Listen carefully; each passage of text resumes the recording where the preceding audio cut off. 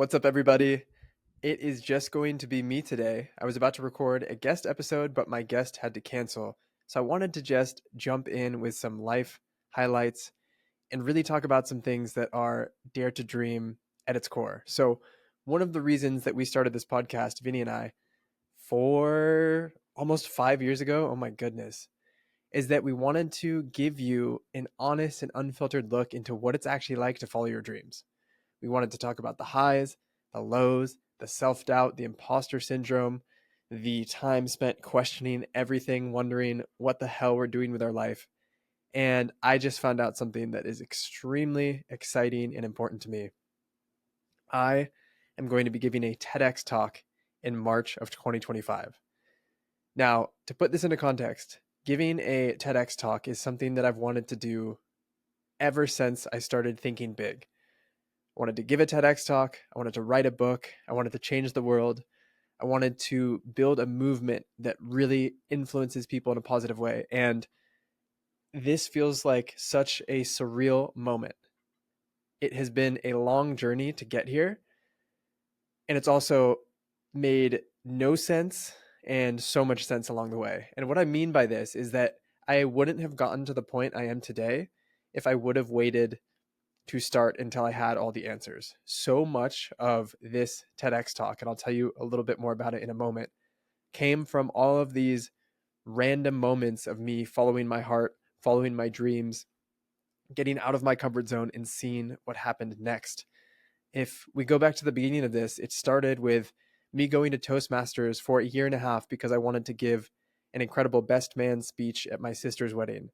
I was terrified of public speaking, and I knew that if I didn't practice, if I didn't get out of my comfort zone multiple times before the actual speech, that I would do poorly. I would shit the bed, so to speak. And I didn't want to, one, not give a good speech, but two, not be fully present to enjoy that really special moment of my sister getting married. And so going to Toastmasters, getting up there week after week, sweating through shirts, stumbling, messing up, gave me the confidence and the skill set to give that speech at my sister's wedding, and it went really well. And from that, I started to change my identity around speaking to from someone who was really bad at speaking and nervous at speaking to someone who can do this as long as I practice and put the reps in. So that was the beginning of it. Throughout my time at Toastmasters, I started getting into this idea of getting out of my comfort zone and this very special thing that Vinny and I talk about a lot, living a story worth telling. It was actually at a speaking workshop that I went to because of Toastmasters that the concept of live a story worth telling was actualized. It was introduced about a week prior in a speech I gave. It was just a random sentence in my speech. I was talking about this decision I made between doing nothing or driving 8 hours to go to San Jose to have dinner with a hero of mine. And I said I chose the latter option because I wanted to live a story worth telling. And I gave this speech and it resonated. That line resonated. And so I started thinking, okay, live a story worth telling. Maybe this can be a mantra of mine. And I was at this speaking workshop that I mentioned with a fellow Toastmaster. Shout out Shannon Keating. We were at this workshop, and the people putting it on asked if anyone wanted to volunteer to give an impromptu speech. There was about 80 people there, so you would be volunteering to stand up in front of 80 strangers, give an impromptu speech, and to make things worse, they were going to interrupt you during your speech and give you live coaching. I didn't want to do it. I really didn't want to do it. And I was trying to think of every reason not to volunteer myself when Shannon leaned over, she looked at me and she said, "Come on, you got to live a story worth telling, right?" And I was like, oh. And so I raised my hand, I volunteered. I got up, I gave a speech. It was terrible. They interrupted me repeatedly, telling me how to do better. And it was actually really valuable feedback. But to get coached live in front of all those people and to point out all the things I wasn't doing well was definitely hard. It was a blow to the ego. But that happened, and it showed me that this concept of living a story worth telling, getting out of our comfort zone is so important. Now, the next thing that happened was a few days after that. That was on a Thursday. On Saturday, I was at breakfast having I was at a cafe having breakfast with a friend of mine, Peter. Shout out, Peter. And that's when I saw this woman across the room. You've heard this story. This is how I met my girlfriend. I realized that this was another moment I could finish my breakfast with my buddy and we could leave. And then we could talk about, wow, did you see that woman over there? She was beautiful. Or I could muster up the courage to do something about it, to get out of my comfort zone, to treat my life like I am the protagonist in a superhero movie and walk over to her in the middle of a crowded restaurant and introduce myself. So that's what I did. To make a long story short, she ended up texting me. We've been in the best relationship of my life. In March, it'll be 2 years, which this might all seem unrelated, but it is so related because the TEDx talk I'm going to be giving is titled The Universe Rewards Bold Action. And it's all about how fortune favors the bold isn't just a cool quote, but rather a formula for how the universe works. The first story I tell in this TEDx talk, and again, I'm going to be working with a coach, so maybe it will shift, but the first story that I'm going to be telling is how I met my girlfriend by getting out of my comfort zone, by taking bold action, by living a story worth telling. That's the first story. From there, I realized, wow, this works. Every time I take bold action, the universe seems to reward me. Something good seems to happen in my life pretty soon after I get out of my comfort zone. So I wanted to test this hypothesis that fortune favors the bold isn't just a cool quote, like I said, but a formula for how the universe works. And I started thinking about it more and more, and it made sense to me in my mind. We can't control what happens to us in life. Let's call that fortune. But we can control how bold we are being. And my hypothesis was that if we increase the boldness in our lives, then what happens to us or our fortune will increase. And that worked at that workshop. It worked in meeting my girlfriend. Again, every time I was taking bold action, it seemed like the universe would reward me. So I wanted to fully test it. So that led me into the next part of my life, which at the time was unplanned. It seemed so scary and so random, but I embarked on a 100-day journey to get rejected by strangers. I read this book, Rejection Proof, and it inspired me so much. It was about this man who realized that his biggest fear in life was hearing the word no. His biggest fear was getting rejected, and it was holding him back in so many areas of his life. So he intentionally set out to try and get rejected by 100 people in 100 different ways. And what he found along the way is that people kept saying yes to his outrageous requests.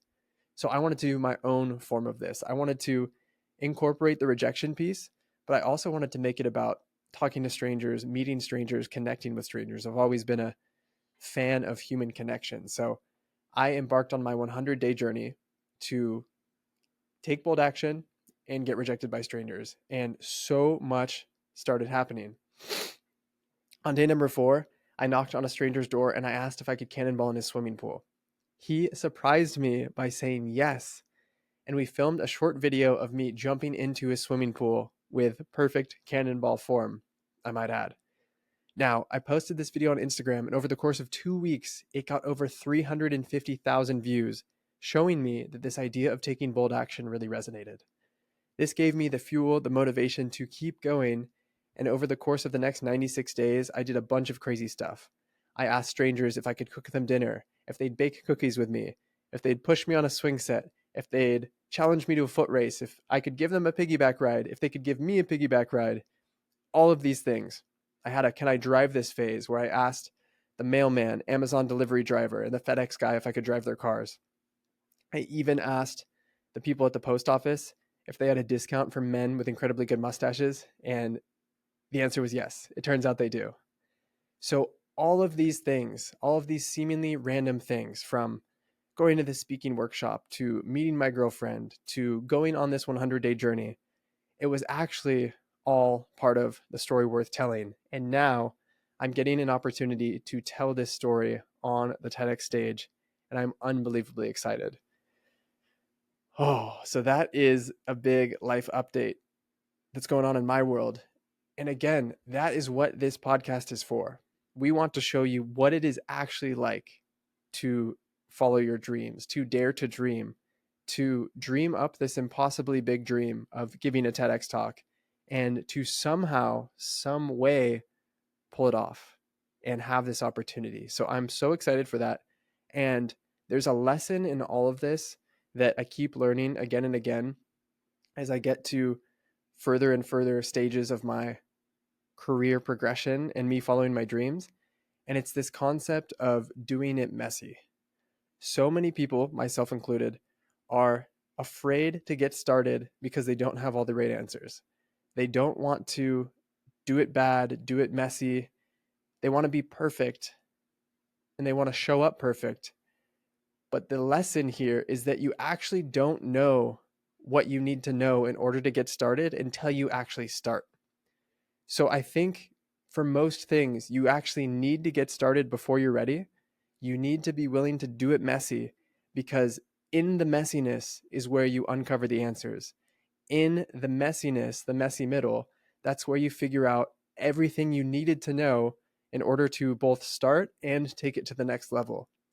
And if you stand there at the starting line, not willing to take that first step across it, you will always wonder, what if? What if this happens? What if that happens? What if this big fear comes true? How is this piece going to work? And what I'm starting to realize is that the people who achieve the most in this world are comfortable not knowing the answers before they get started. There is a woman in my life. She's a friend. She's also my coach at this moment. I'm in one of her coaching programs, and she does this better than anyone I've ever met. Shout out Stacy. She is so willing to do it messy and also do it messy in front of people to model this messiness. And because of that, she achieves amazing results. She is the woman who inspired me to give a TED Talk. She actually came to a Toastmasters back in the day and she told me she wanted to give a TED Talk. And she gave a speech at the club and it was pretty good, but I didn't feel like it was TEDx worthy. And so I was like, okay, lady, you're going to give a TED Talk, sure. And then fast forward like a year, maybe a year and a half, and she invites me to come watch her give her TED Talk. And I'm so excited for her.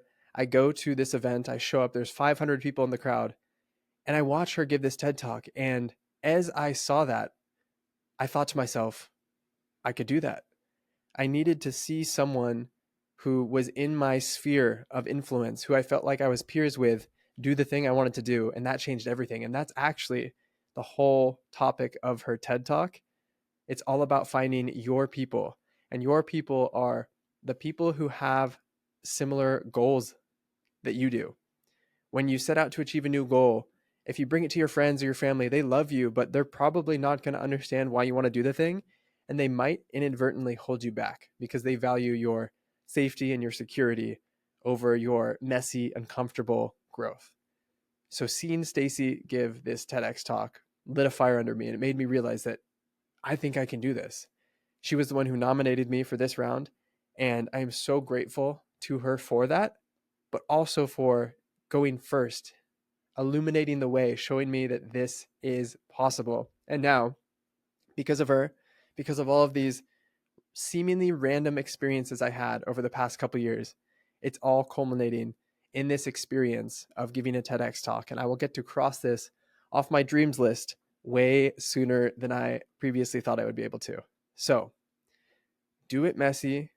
Don't be afraid to get started without knowing the answers because the answers come along the way. The answers don't come before you get started. This is a philosophy I am bringing into building an online community. I just started building an online community called Bold Action, where the theme of the group is, you guessed it, taking bold action. I have our first group call this afternoon. I have no idea what we're going to do. I have dozens of people who are going to be on this call, and I have become the type of person who is comfortable not knowing what exactly it's going to look like because it's going to emerge during the call and it's going to be so much better than I could have imagined if I had planned and forecasted and stressed about it. This is a cheat code to get everything you want in life, to just get started, to do it messy, to realize that you're going to learn everything you need to know along the way. And it's going to turn out so much different than you think it will. And that's a beautiful thing. Now, there is a time for planning and preparation. I'm going to rehearse my TEDx talk 100 times before I give it on stage. I'm not saying that you should go into that and do it messy, but doing it messy is how you get to these opportunities where then you can really refine and practice and hone in on exactly how you want it to go, what you want to say. So I hope that this is helpful. I hope that there's some lesson, some inspiration in all of this that you hear. But I just wanted to jump on. Again, my guest canceled for today. She had something come up, so we're going to reschedule.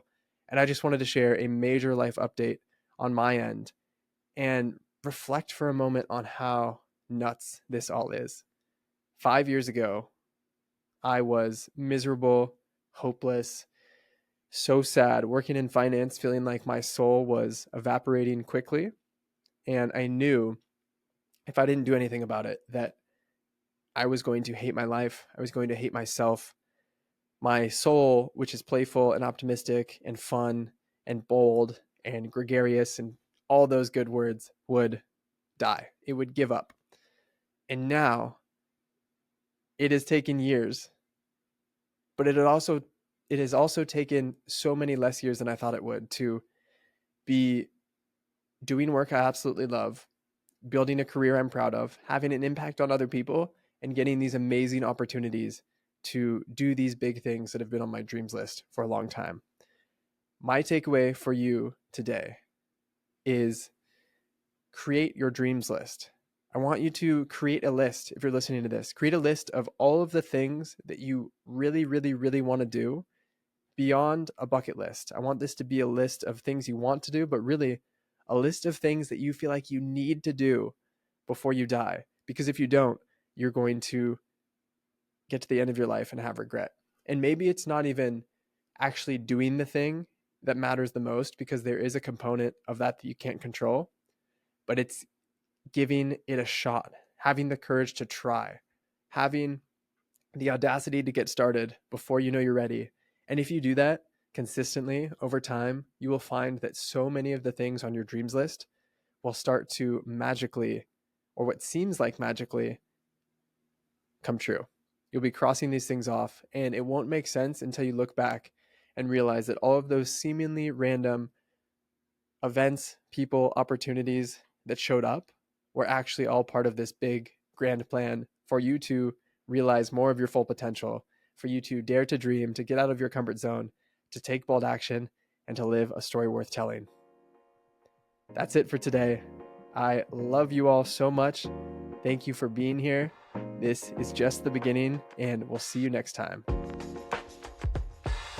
If you liked this episode, please be sure to subscribe to the Dare to Dream podcast on YouTube. You want to make sure you don't miss out on any of the amazing episodes we're going to be coming out with in the future. And if you liked this video specifically, please give it a like, leave a comment, let us know what you loved. Thank you so much for being here. We love you guys.